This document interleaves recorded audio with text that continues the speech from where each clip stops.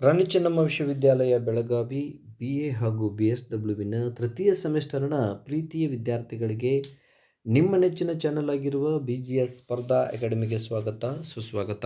ಆತ್ಮೀಯ ವಿದ್ಯಾರ್ಥಿಗಳೇ, ತಾವೆಲ್ಲ ಬಹಳ ಕುತೂಹಲದಿಂದ ಕೇಳುತ್ತಿರುವ 3ನೇ ಸೆಮಿಸ್ಟರ್ನ ಈ ಪಠ್ಯಕ್ರಮ ಇಲ್ಲಿ ಪರಿಚಯಿಸ್ತಾ ಇದ್ದೇನೆ.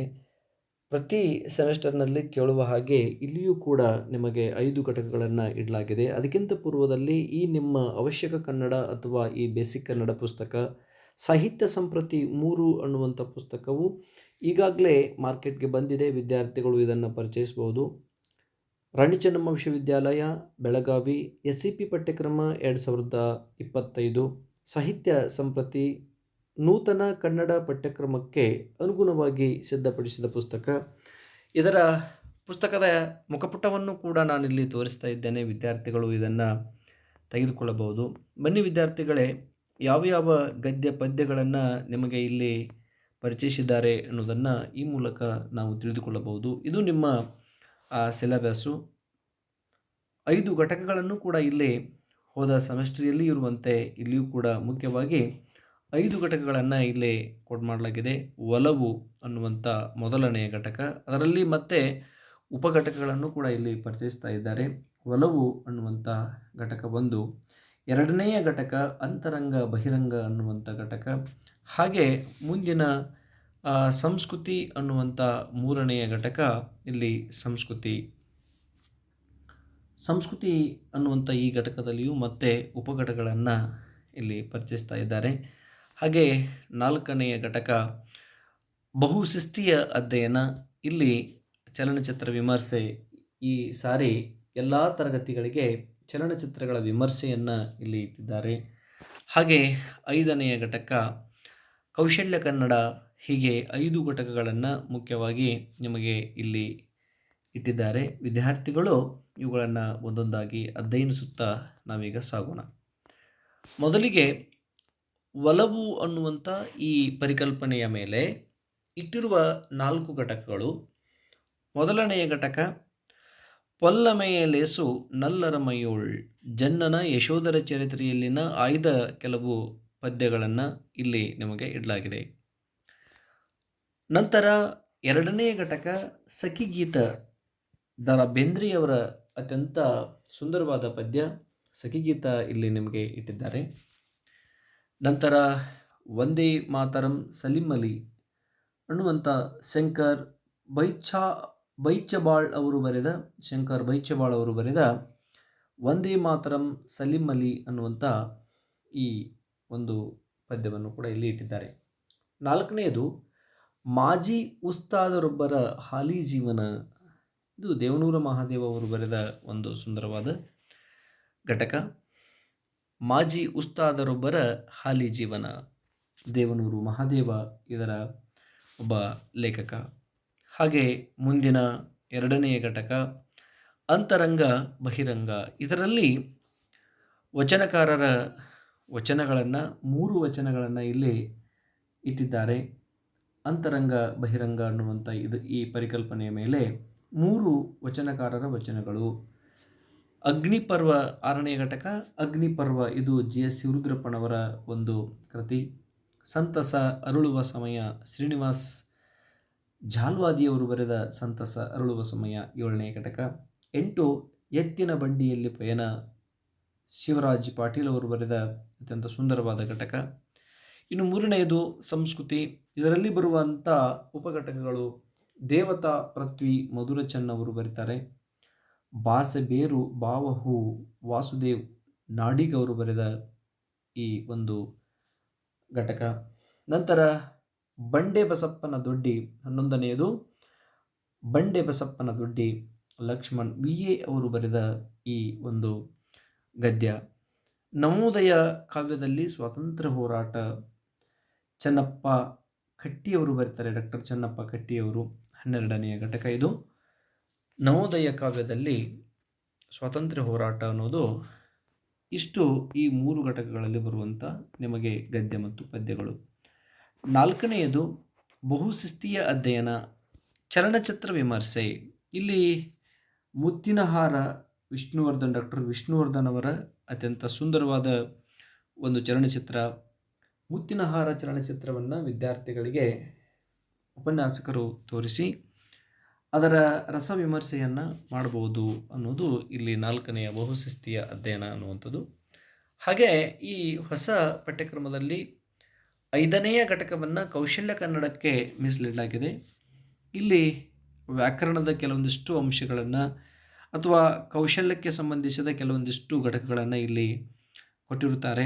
14 ಭಾಷಣ ಕಲೆ, ಇಲ್ಲಿ ಕೌಶಲ್ಯ ಕನ್ನಡದಲ್ಲಿ ಬಂದಿರುವಂಥದ್ದು ಭಾಷಣ ಕಲೆ. ಏನೇನ ಅಧ್ಯಯನ ಮಾಡ್ತೀವಿ ಅಂತಂದರೆ ಭಾಷಣ ಕಲೆ ಅರ್ಥ ಮತ್ತು ಮಹತ್ವವನ್ನು ಅಧ್ಯಯನ ಮಾಡ್ತೀವಿ. ನಂತರ ಒಬ್ಬ ಭಾಷಣಕಾರನ ಗುಣಲಕ್ಷಣಗಳು ಮತ್ತು ಸಿದ್ಧತೆ ಹೇಗಿರ್ತವೆ ಅನ್ನೋದನ್ನು ಅಧ್ಯಯನ ಮಾಡ್ತೀವಿ. ನಂತರ ಭಾಷಣದ ಮಾದರಿಗಳನ್ನು ಅಧ್ಯಯನ ಮಾಡ್ತೀವಿ. ಹೀಗೆ ನಿಮ್ಮ 2025ರ BA ಮತ್ತು BSWವಿನ ಪಠ್ಯಕ್ರಮ ಇಲ್ಲಿ ಪರಿಚಯಿಸಲಾಗಿದೆ. ವಿದ್ಯಾರ್ಥಿಗಳು ಮತ್ತೊಂದು ಸಾರಿ ಇದನ್ನು ನೋಡ್ಕೋಬಹುದು ಮತ್ತು ಬರೆದಿಟ್ಕೋಬಹುದು. ಇದೇ ಪುಸ್ತಕವನ್ನು ತಾವು ಬುಕ್ ಸ್ಟಾಲ್ಗಳಲ್ಲಿ ಬಂದಿದೆ. ಬೆಳಗಾವಿ ಹಾಗೂ ರಾಣಿ ಚೆನ್ನಮ್ಮ ವಿಶ್ವವಿದ್ಯಾಲಯ ಪ್ರಸಾರಾಂಗದಲ್ಲಿ ಈ ಪುಸ್ತಕ ದೊರೀತಾ ಇದೆ. ವಿದ್ಯಾರ್ಥಿಗಳು ತೆಗೆದುಕೊಳ್ಬೋದು. ಇಷ್ಟು ನಿಮ್ಮ ಈ ಸೆಮೆಸ್ಟರ್ನ ಪಠ್ಯಕ್ರಮ ಆಗಿದೆ. ವಿದ್ಯಾರ್ಥಿಗಳು ಬರೆದಿಟ್ಕೋಬೋದು. ಪಠ್ಯಕ್ರಮ ಪರಿಚಯ ಇದ್ದರೆ ಮುಂದಿನ ಗದ್ಯ ಪದ್ಯಗಳನ್ನು ನಾವು ಸಲೀಸಾಗಿ ತಿಳಿದುಕೊಳ್ಳಬಹುದು. ಇದಕ್ಕೆ ಸಂಬಂಧಿಸಿದ ಪದ್ಯಗಳ ಗದ್ಯಗಳ ಮತ್ತು ಕವಿ ಪರಿಚಯವನ್ನು ನಾನು ಮುಂದಿನ ವಿಡಿಯೋದಲ್ಲಿ ಚರ್ಚೆ ಮಾಡ್ತಿದ್ದೇನೆ. ವಿದ್ಯಾರ್ಥಿಗಳು ಆಲಿಸ್ಬೋದು. ಇಷ್ಟು ನಿಮ್ಮ ಈ 3ನೇ ಸೆಮಿಸ್ಟರ್ನ ಪಠ್ಯಕ್ರಮ. ಹಾಗಾದರೆ ಇಲ್ಲಿ ನಿಮ್ಮ ಸೆಮಿಸ್ಟ್ರಿಗೆ ಯಾವ ರೀತಿಯಾಗಿ ಪ್ರಶ್ನೆ ಪತ್ರಿಕೆಗಳಿರ್ತದೆ, ಆಂತರಿಕ ಅಂಕಗಳು ಎಷ್ಟಿರ್ತವೆ, ಆಮೇಲೆ ನಿಮ್ಮ ಈ ಪರೀಕ್ಷೆಗೆ ಬರವಣಿಗೆಯ ಅಂಕಗಳು ಎಷ್ಟಿರ್ತವೆ ನೋಡ್ಬೋದು. ಒಟ್ಟು 3 ಗಂಟೆಗಳು ಅವಧಿಯಲ್ಲಿ ಯಾವುದೇ ರೀತಿಯಾದ ಬದಲಾವಣೆ ಇಲ್ಲ. ಅಂಕಗಳನ್ನು ಇಲ್ಲಿ 80 ಅಂಕಗಳಿಗೆ ನೀವು ಉತ್ತರಿಸ್ತೀರಿ. ಒಟ್ಟು 80 ಅಂಕಗಳು, 20 ಆಂತರಿಕ ಅಂಕಗಳು. ಪ್ರಶ್ನೆ ನಂಬರ್ 1 ಅಥವಾ ಪ್ರಶ್ನೆ ಸಂಖ್ಯೆ 1 ಇಲ್ಲಿ ಪ್ರಬಂಧ ಮಾದರಿಯ ಪ್ರಶ್ನೆಗಳನ್ನು ಕೇಳಾಗ್ತದೆ. ಇಲ್ಲಿ 2 ಎಕ್ಸ್ಟ್ರಾ ಕ್ವೆಶ್ಚನ್ಗಳನ್ನು ಕೊಟ್ಟು 3ಕ್ಕೆ ಬರೆಯಿರಿ. ಒಟ್ಟು 5 ಪ್ರಶ್ನೆಗಳನ್ನು ಕೊಟ್ಟು 3ಕ್ಕೆ ಉತ್ತರಿಸಬೇಕು. ಹಾಗಾದರೆ ಇಲ್ಲಿ ಒಂದು ಸೂಚನೆ ಇದೆ, ಪ್ರತಿ ಘಟಕದಿಂದ ಕನಿಷ್ಠ ಒಂದೊಂದು ಪ್ರಶ್ನೆ ಕಡ್ಡಾಯ ಅಂತ ಹೇಳ್ತಾ ಇದ್ದಾರೆ. ಹಾಗಾದರೆ ಪ್ರತಿಯೊಂದು ಘಟಕದಿಂದ ಒಂದೊಂದು ಪ್ರಶ್ನೆಗಳು ಬರ್ತವೆ. ನಿಮಗೆ ಬೇಕಾಗಿರುವ 3 ಪ್ರಶ್ನೆಗಳಿಗೆ ನಿಮಗೆ ಸರಳವೆನಿಸಿದ ಮತ್ತು ಆ ಪ್ರಶ್ನೆಯ ಮೇಲೆ ಹಿಡಿತವಿರುವ ಪ್ರಶ್ನೆಗೆ ನೀವು ಉತ್ತರಿಸಬಹುದು. ಉತ್ತರಿಸಿ ಹೆಚ್ಚಿನ ಅಂಕವನ್ನು ಪಡೆಯಬಹುದು. ಇದು ಪ್ರಶ್ನೆ ಸಂಖ್ಯೆ 1ರಲ್ಲಿ ಬರ್ತಕ್ಕಂಥದ್ದು. ಪ್ರಬಂಧ ಮಾದರಿಯ ಪ್ರಶ್ನೆಗಳಿರ್ತವೆ, ದೀರ್ಘ ಉತ್ತರದ ಪ್ರಶ್ನೆಗಳಿರ್ತವೆ.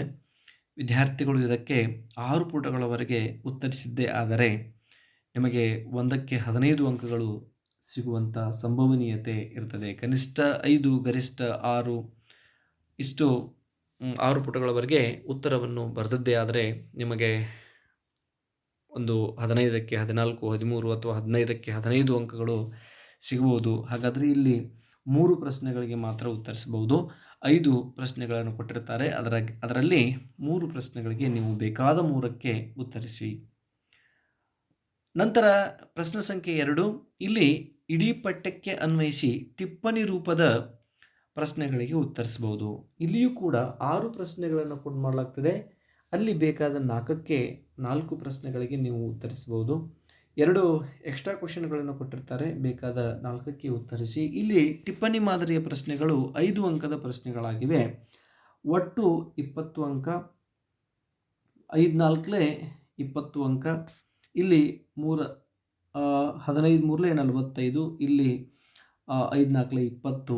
ಹಾಗಾದರೆ ಈ ಇಡೀ ಪಠ್ಯಕ್ಕೆ ಅಂತಂದರೆ 5 ಘಟಕದ ಮೇಲೆ ನಿಮಗೆ ಇಲ್ಲಿ ಒಂದೊಂದು ಪ್ರಶ್ನೆಗಳನ್ನು ಇಲ್ಲಿಯೂ ಕೂಡ ಕೊಡಲಾಗ್ತದೆ.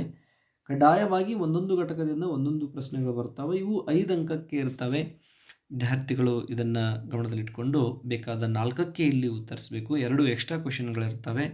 ಹಾಗಾದರೆ ಈ ಪಠ್ಯಕ್ಕೆ ಟಿಪ್ಪಣಿ ರೂಪದ ಪ್ರಶ್ನೆಗಳಲ್ಲಿ ಯಾವ ವಿಷಯವನ್ನು ಅಥವಾ ಯಾವ ಒಂದು ಪರಿಕಲ್ಪನೆಯ ಮೇಲೆ ಕೇಳ್ತಾರೆ ಅಂತಂದರೆ ಇಲ್ಲಿ ಪದ್ಯದ ಭಾವಾರ್ಥವನ್ನು ಕೇಳಬಹುದು, ಅಥವಾ ಕವಿಗಳ ಪರಿಚಯವನ್ನು ಟಿಪ್ಪಣಿ ರೂಪದಲ್ಲಿ ಅವರ ಜೀವನ ಚರಿತ್ರೆಯನ್ನು ಟಿಪ್ಪಣಿ ರೂಪದಲ್ಲಿ ಬರೆಯಿರಿ ಅಂತಲೂ ಕೂಡ ಕೇಳ್ಬೋದು. ಇಲ್ಲ ಅಂತಂದರೆ ಒಳಗಿನ ಆ ಪಾಠದ ಮಧ್ಯದಲ್ಲಿನ ಅನ್ವಯಿಕ ಪ್ರಶ್ನೆಗಳನ್ನು ಕೂಡ ಇಲ್ಲಿ ಕೇಳಬಹುದು. ವಿದ್ಯಾರ್ಥಿಗಳು ಇದಕ್ಕೆ ಟಿಪ್ಪಣಿ ರೂಪದ ಪ್ರಶ್ನೆಗಳಿಗೆ ಕವಿ ಪರಿಚಯವನ್ನು ಒಂದು ಪ್ರಶ್ನೆ ಇದರಲ್ಲಿ 1 ಅಥವಾ 2, 3 ಪ್ರಶ್ನೆಗಳು ಕವಿ ಪರಿಚಯದ ಮೇಲೆ ಇದ್ದೇ ಇರುತ್ತವೆ. ವಿದ್ಯಾರ್ಥಿಗಳು ಅದನ್ನು ತಯಾರಿ ಮಾಡ್ಕೋಬಹುದು. ಇನ್ನು ಪ್ರಶ್ನೆ ಸಂಖ್ಯೆ 3, ಇಲ್ಲಿ ಇಡೀ ಪಠ್ಯಕ್ಕೆ ಅನ್ವಯಿಸಿ 1 ಅಂಕದ 15 ಪ್ರಶ್ನೆಗಳನ್ನು ಇಲ್ಲಿ ಕೇಳ್ತಾರೆ. 1 ಅಂಕದ ಒಟ್ಟು 15 ಪ್ರಶ್ನೆಗಳನ್ನು ಇಲ್ಲಿ ಕೇಳ್ತಾರೆ. ಹಾಗಾದರೆ ಇವು 1 ಅಂಕದ ಪ್ರಶ್ನೆಗಳು ಪಾಠದ ಮಧ್ಯದಲ್ಲಿ ಬಂದಿರುವಂಥ ಪಾತ್ರಗಳ ಪರಿಚಯವನ್ನು ಕೇಳ್ಬೋದು, ಪಾತ್ರಗಳ ಸಂಬಂಧಗಳನ್ನು ಕೇಳ್ಬೋದು. ಇಲ್ಲ ಅಂತಂದರೆ ಕವಿ ಪರಿಚಯದ ಮೇಲೆ ಇಲ್ಲಿ ಕೇಳ್ತಾರೆ. ಕವಿಗಳ ಕಾಲ, ಜನ್ಮಸ್ಥಳ, ಕಾವ್ಯನಾಮ, ಅವರ ಮುಖ್ಯವಾದ ಕೃತಿಗಳು, ಬಂದಿರುವ ಪ್ರಶಸ್ತಿಗಳು, ಹುಟ್ಟೂರು, ಹೀಗೆ ಕವಿ ಪರಿಚಯದ ಮೇಲೆ ಇಲ್ಲಿ ಈ 15 ಪ್ರಶ್ನೆಗಳನ್ನು 1 ಅಂಕದ 15 ಪ್ರಶ್ನೆಗಳನ್ನು ಕೇಳ್ತಾರೆ. ವಿದ್ಯಾರ್ಥಿಗಳು ಈ 15ಕ್ಕೆ 15 ಅಂಕಗಳನ್ನು ನೀವು ಕಡ್ಡಾಯವಾಗಿ ಉತ್ತರಿಸಲೇಬೇಕು. ಇಲ್ಲಿ ಯಾವುದೇ ರೀತಿಯಾದ ಎಕ್ಸ್ಟ್ರಾ ಕ್ವಶನ್, ಹೆಚ್ಚುವರಿ ಕ್ವಶನ್ಗಳು ಇರೋದಿಲ್ಲ, ಪ್ರಶ್ನೆಗಳಿರೋದಿಲ್ಲ. ಅದಕ್ಕಾಗಿ ಈ 15ಕ್ಕೆ ನೇರವಾದ 15 ಉತ್ತರಗಳನ್ನು ತಾವು ಬರೆಯಲೇಬೇಕು. ಇಷ್ಟು ನಿಮ್ಮ ಒಂದು ಪರೀಕ್ಷೆಯ ಪ್ರಶ್ನೆ ಪತ್ರಿಕೆಯ ಮಾದರಿಯಾಗಿರ್ತದೆ. ಇಲ್ಲಿ ನೋಡಿ 80 ಅಂಕ, ಅದರಲ್ಲಿ 45, 20, 65, 65, 15, 80 ಅಂಕಗಳಿಗೆ ನೀವು ಇಲ್ಲಿ ಉತ್ತರಿಸ್ತೀರಿ. ಹಾಗಾದರೆ 20 ಆಂತರಿಕ ಅಂಕಗಳನ್ನು, ಇಂಟರ್ನಲ್ ಮಾರ್ಕ್ಸ್ ಅಂತ ಏನು ಕರಿತೀವಲ್ಲ, ಆ 20 ಅಂಕಗಳನ್ನು ಯಾವ ರೀತಿಯಾಗಿ ವಿಭಾಗಿಸಿ ನಿಮಗೆ ಕೊಡ್ತಾರೆ ಅನ್ನೋದನ್ನು ಕೂಡ ಇಲ್ಲಿ ಕೊಟ್ಟಿದ್ದಾರೆ. ವಿದ್ಯಾರ್ಥಿಗಳು ನೋಡ್ಕೊಳ್ಬೋದು. ನಿಮಗೆ 20 ಅಂಕಗಳನ್ನು ಹೇಗೆ ವಿಭಾಗಿಸ್ತಾರೆ ಇಲ್ಲಿ ನೋಡಿ. ಮೊದಲನೆಯ IA ಅಂತ ಏನು ಕರಿತೀವಲ್ಲ, ಇಂಟರ್ನಲ್ ಅಸೆಸ್ಮೆಂಟ್ ಎಕ್ಸಾಮ್ ಅಂತ ಏನು ಕರಿತೀವಲ್ಲ, ಅದಕ್ಕೆ 4 ಅಂಕಗಳನ್ನು ಇಲ್ಲಿ ವಿಭಾಗಿಸಿ ಕೊಡ್ತಾರೆ. ಎರಡನೆಯ ಆಂತರಿಕ ಕಿರು ಪರೀಕ್ಷೆಗೆ 10 ಅಂಕಗಳನ್ನು ವಿಭಾಗಿಸಿ ಕೊಡ್ತಾರೆ. ಹಾಗಾದರೆ ನೀವು ತಯಾರಿಸುವ ಈ ಯಾವುದು ಅಸೈನ್ಮೆಂಟ್ಗಳಾಗಿರ್ಬೋದು, ಚಟುವಟಿಕೆಗಳಾಗಿರ್ಬೋದು, ಯಾವುದೇ ಒಂದು ನಿಯೋಜಿತ ಕಾರ್ಯಕ್ಕೆ ನೀವು ತಯಾರಿಸಿದ ಈ ನಿಯೋಜಿತ ಕಾರ್ಯಕ್ಕೆ 3 ಅಂಕಗಳನ್ನು ವಿಭಾಗಿಸಿ ಕೊಡ್ತಾರೆ. ಹಾಗೆ ವಿದ್ಯಾರ್ಥಿಗಳ ಹಾಜರಾತಿ ಇಲ್ಲಿ ಕಡ್ಡಾಯವಾಗಿ ವಿದ್ಯಾರ್ಥಿಗಳು 75% ಇಲ್ಲಿ ಹಾಜರಾತಿ ಇರಲೇಬೇಕು. ಆ ಕಾರಣಕ್ಕಾಗಿ ಇಲ್ಲಿ 3 ಅಂಕಗಳನ್ನು ನಿಮ್ಮ ಹಾಜರಾತಿಗೆ ಇಟ್ಟಿದ್ದಾರೆ. ಒಟ್ಟು 20 ಅಂಕಗಳನ್ನು ಈ ರೀತಿಯಾಗಿ ವಿಭಾಗಿಸಿ ನಿಮಗೆ ಕೊಡ್ತಾರೆ.